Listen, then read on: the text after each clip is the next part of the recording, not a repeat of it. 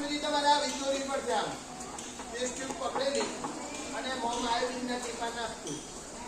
બરાબર, એ તમને મળશે. હું બતાવી દઈશ પદ્ધતિ. તો સૌથી પહેલા ખાદ્ય પદાર્થના નમૂના લેવાના છે કસરતમાં. ચલો એક બાર જામોમાં પાણી ભરવાનું. જો આ બધામાં હું શું કરું છું ધ્યાનથી જોજો. શું કરું છું આ બધામાં?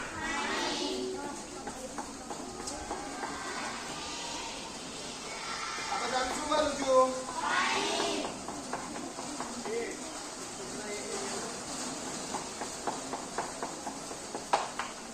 પાણી ભર્યું. હવે પાણી ભર્યા પછી ઉપર આ તો કશું મેળ જ નથી ખાતો. ખાઈ જાઓ એની ઉપરથી સ્ટોપ કરવું હોય. આમ કરીને લઈ નાખવાનો મળે.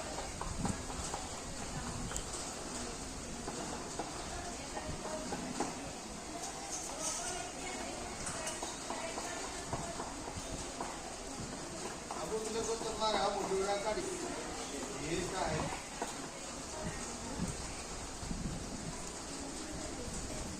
જો બધા ગયા પાવડી તેના શું કરી પટકાની અલગ અલગ ખાદ્ય પદાર્થના નમૂના લીધા.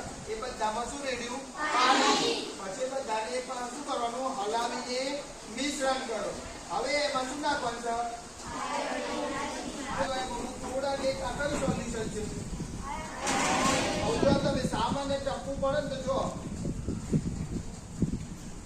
જો કોઈ કલર જ નતો દેખાય છે. જોઈ તમે જો ધ્યાનથી જો તમે એ પડે છે કઈ કલર આવે છે. જો તમે ધ્યાનથી જોજો બધા. જો તમે એકચ્યુઅલી આનો રંગ તો પીળો જ પાછો. કયો રંગ છે? પણ આમાં પીળો નહીં આવતો. જો તમે કઈક આવે રહી જો ધ્યાનથી જોજો બધા. હવે જો કઈક દેખાય છે.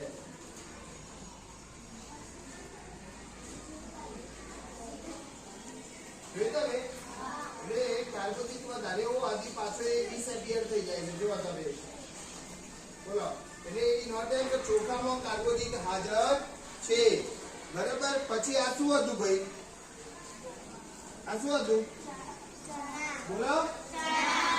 તો ચણામાં જોઈએ હવે આપણે ના કોઈ અસર નહીં. જોઈ તમે કોને બદલાય છે?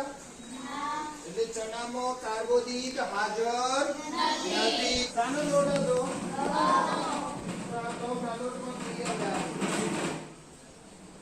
ધ્યાન આપજો બધા. એ જો આવો તો ચાલે.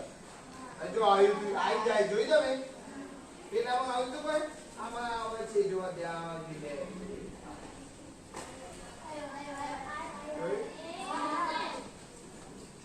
એકચ્યુઅલી કપ્પાઈ ના દીધા મેં દૂર ધ્યાનથી ના દીધી. જો તો ગેરો ડાંબુડિયો રંગ છે.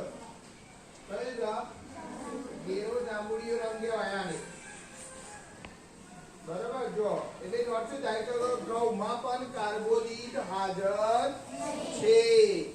ચલો ત્રીજું શાનું હતું? આ ચોરાની દાળ. અડદની દાળ વાટવા વાળાની ખબર છે. ચલો ધ્યાન આપો. આ બધું આમાં કોઈ અસર કરી એટલે નોટ શું થયું? ચોળામાં પણ કાર્બોદિત હાજર નથી. અને આ છે તુવેરની દાળ છે. જો કોઈ ફરક ખરો ભાઈ?